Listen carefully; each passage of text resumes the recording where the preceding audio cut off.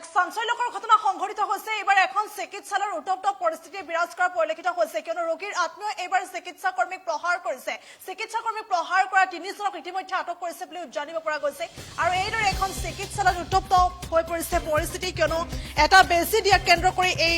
ঘটনা সংঘটিত হৈছে বুলি ইতিমধ্যে জানিব পৰা গৈছে চিকিৎসকৰ বিপৰীতে নাৰ্ছে বেজি দিছিল আৰু যাৰ বাবে এনে ধৰণৰ ঘটনা সংঘটিত হৈছে বুলি জানিব পৰা গৈছে কাকোপথাৰ এফআইআৰ সংঘটিত হৈছে এই চাঞ্চল্যকৰ ঘটনা ৰোগীৰ আত্মীয়ৰ আক্ৰমণৰ বলি হৈছে এবাৰ চিকিৎসাকৰ্মী আৰু চিকিৎসাকৰ্মী মাধৱ পাল নাৰ্ছ ৰীনা নাগক ইতিমধ্যে আক্ৰমণ কৰিছে ৰোগীৰ আত্মীয়ই উল্লেখ কৰিব লাগিব যে চিকিৎসকৰ বিপৰীতে নাৰ্ছে বেজি দিছিল আৰু যাকে লৈ আছতে এই পৰিস্থিতিৰ সৃষ্টি হৈছিল আৰু ইতিমধ্যে আৰক্ষীয়ে আটক কৰিছে তিনিজনক আটক কৰিছে চিকিৎসাকৰ্মীক প্ৰহাৰ কৰা আক্ৰমণ কৰা তিনিজন দুৰ্বৃত্তক আৰক্ষীয়ে আটক কৰিছে বুলি ইতিমধ্যে জানিব পৰা গৈছে আৰু আৰক্ষীয়ে আটক কৰা কাকোপথাৰ চেঙাপথাৰ মুন্না নেওগসহ চিকিৎসাকৰ্মী প্ৰহাৰ কৰা তিনি দুৰ্বৃত্তক ইতিমধ্যে আটক কৰা হৈছে আৰু ইয়াৰ পূৰ্বেও কাকোপথাৰ এফআইআৰ চিকিৎসকক আক্ৰমণ কৰাৰ ঘটনা সংঘটিত হৈছিল আৰু পুনৰ এনেধৰণৰ ঘটনাৰ পুনৰাবৃত্তি ঘটিছে আৰু এই ঘটনাই চাঞ্চল্যৰ সৃষ্টি কৰিছে আৰু এতিয়া চৰম নিৰাপত্তাহীনতাত যেন ভুগিছে চিকিৎসালয়খনৰ চিকিৎসকৰ্মী আৰু লগতে নাৰ্ছ চিকিৎসক এতিয়া চৰম নিৰাপত্তাহীনতাত যেন ভুগিছে আৰু ইয়াকে লৈ এতিয়া আজি পুৱাৰ ভাগৰে পৰা চিকিৎসালয়খনৰ চিকিৎসক নাৰ্ছসকলে এতিয়া কৰ্মবিৰতি পালন কৰিছে বুলি জানিব পৰা গৈছে পুনৰলৈ কৈছো কাকোপথাৰ এফআইআৰত নিশাৰ ভাগত এক উত্তপ্ত পৰিস্থিতি বিৰাজ কৰিছিল কিয়নো ৰোগীৰ আত্মীয়ই আক্ৰমণ কৰিছিল চিকিৎসাকৰ্মীক ৰোগীৰ আত্মীয়ই চিকিৎসাকৰ্মীক আক্ৰমণ কৰাৰ অভিযোগ উত্থাপন হৈছে কিয়নো চিকিৎসকৰ বিপৰীতে নাৰ্ছে বেজি দিছিল আৰু যাৰ বাবে এই ঘটনাৰ সৃষ্টি হৈছিল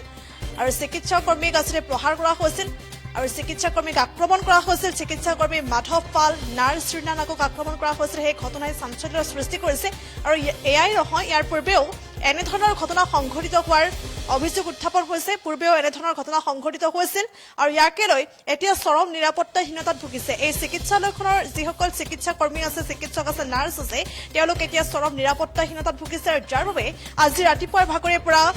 চিকিৎসালয়খনৰ চিকিৎসক নাৰ্ছসকলে ইতিমধ্যে কৰ্মবিৰতিও পালন কৰিছে বুলি জানিব পৰা গৈছে আৰু এই ঘটনাই চাঞ্চল্যৰ সৃষ্টি কৰিছে আৰু ঘটনাৰে জড়িত ইতিমধ্যে তিনিজনক আৰক্ষীয়ে আটক কৰিছে এই মুহূৰ্তত কিছু মন্তব্য আছে আগবঢ়াইছো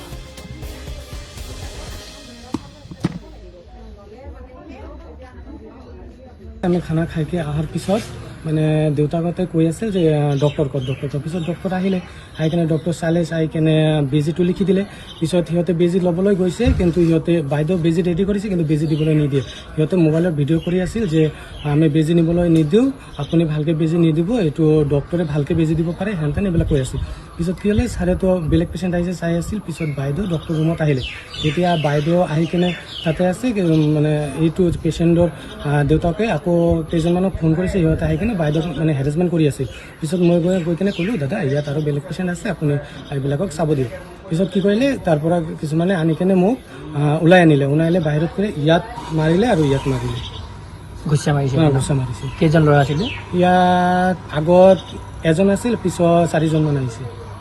তেওঁলোকক চিনি পোৱা গৈছে নেকি এতিয়া চিনি পোৱা পুলিচে 3জনক এতিয়া ধৰিছে আৰু 2জনক ধৰিব বুলি ক'লে 3জন ধৰিছে আপোনালোকে এফআইআৰ দিছে এইটো দিয়া হয় কি ক'ব আপোনালোকৰ নিৰাপত্তা দিশটো সেইটোৱে মানে আমাৰ কাকোপথাৰ ব্লক PHC-টো ইমান ডাঙৰ এটা ইনষ্টিটিউশ্যন ৰাতি অকলে 1-2জনে থাকিব লাগে আমি চাওঁ যে গভৰ্ণমেণ্টক এইটোৱে ক'ম যে আমাক ইয়াত মানে যিমান ষ্টাফ লাগে ইমান ষ্টাফ দি কেনে মানে নাইট ডিউটিত এটা ছিকিউৰিটি দিব লাগে কিয়নো কালি এনেকুৱা ঘটনা নহয় আগতো বহুত বছৰ ধৰিয়ে এইটো এনেকুৱা হৈ আছে তো আমি চাওঁ ইয়াত আমিতো এনে নহয় পাব্লিকৰ ছাৰ্ভিচৰ কাৰণে আমি আছোঁ যদি আমাকে এনেকুৱা কালিয়ে অলপ এনেকুৱা হৈছে পিছদিন আগত একো নকৰিব তেতিয়া কি গেৰাণ্টি আছে সেইকাৰণে মই গভৰ্ণমেণ্টক অনুৰোধ কৰিম যাতে সিহঁতে পৰ্যাপ্ত ষ্টাফ দি কেনে আমাৰ নাইট ডিউটিটো সুৰক্ষিত কৰি ৰখে মই ষ্টাফ কাকোপথাৰ BPHC কালি 9:30 মানৰ এৰাউণ্ড 9:30 মানত ডক্টৰ আৰু আমাৰ গ্ৰেড 4 এজনে খানা খাবলৈ কাৰণে গ'ল ভাত খাবলৈ কাৰণে সেইটো সময়তে এজন মানুহে মানে ল'ৰা এটা লৈ আহিছে 6 বছৰীয়া ল'ৰা এটা লৈ আহিছে তেওঁ আহি সোমাই কেনে তেওঁ কৈছে কাকো সোধা নাই, কিন্তু মই নিজেই কৈছোঁ তেওঁ যে ডক্টৰে কিবা দেখাব আছিলে নেকি, এনেকৈ তেওঁ মই সুধিছোঁ। তেওঁ কৈছে হয় বাইদেউ দেখাব আছে, ল'ৰাটো পেট বিষ হৈছে বুলি কৈছে। তেতিয়া মই ক'লোঁ ডক্টৰে এইমাত্ৰ ভাত খাবলৈ গৈছে, আপুনি অকণমান দেৰি বহক, আহিব তেওঁ আৰু চাই দিব, এনেকৈ কৈছোঁ। তেওঁ সেইখিনিয়ে কথা। তাৰপিছতে সেইখিনি হৈ তেওঁ মানে কাক ফোন কৰিছে, ডক্টৰ নাই, কোনো নাই ইয়াত, তেনেকৈ কৈ মানে হুলস্থুলটো আৰম্ভ হৈছে। আপোনালোকৰ হাত উঠলিছে তেওঁলোকে? হয় হয়, মোৰ গাত হাত দিছে তেওঁ, আৰু আমাৰ ডক্টৰক থ্ৰিটেন কৰিছে, থ্ৰিটেন দিছে, ধমকি দিছে, আৰু আমাৰ গ্ৰেড 4 ল'ৰাটোক মাৰিছে, নাকত ঘুচিয়াইছে, ফৰহেডত চুৱেলিং হৈ আছে। কি নাম তেখেতৰ যিজনক ঘুচিয়াইছে? ঘুচিয়াইছে তেওঁৰ নাম মাধৱ পল। মাধৱ পল। আৰু ডক্টৰগৰাকীৰ নাম কি? ডক্টৰ আমৰাণ ৰাজা, ডক্টৰ আমৰাণ ৰাজা। আপোনালোকে FIR দিছে নেকি? হয়, FIR দিয়া হ'ল। এৰেষ্ট কৰিছে কিবা গম পায় নেকি? জানিব পৰা মতে তেওঁলোকক আৰক্ষীয়ে আটক কৰিছে ইতিমধ্যে। কি ক'ব, চৰকাৰৰ আপোনালোকৰ নিৰাপত্তাৰ ক্ষেত্ৰত যথেষ্ট উপাধিলা বা নিৰাপত্তা একেবাৰে নাথাকেই, এই ক্ষেত্ৰত কি ক'ব? এই ক্ষেত্ৰত মই এইটোৱে ক'ব বিচাৰিছোঁ যে আমাক টাইট ছিকিউৰিটি লাগে, কাৰণ আমাৰ নিজৰ লাইফটো একো ছেফটি নাই ইয়াতে। আৰু এইটো ফাৰ্ষ্ট ঘটনা নহয়, ইয়াত বহুত ধৰণৰ ঘটনা হৈ আছে। হয়তো কিছুমান FIR হোৱা নাই, হয়তো কিছুমান হৈছে। বহুত বিগত বছৰত বহুতকেইটাই ঘটনা তেনেকৈ কৰি আছে। সেইটো কাৰণে আমি এইটোৱে বিচাৰিছোঁ যে আমাক প্ৰপাৰ টাইট ছিকিউৰিটি লাগে, তেতিয়াহে আমি ডিউটি আমাৰ ভালকৈ কৰি যাব পাৰিম। অন্যথা আমি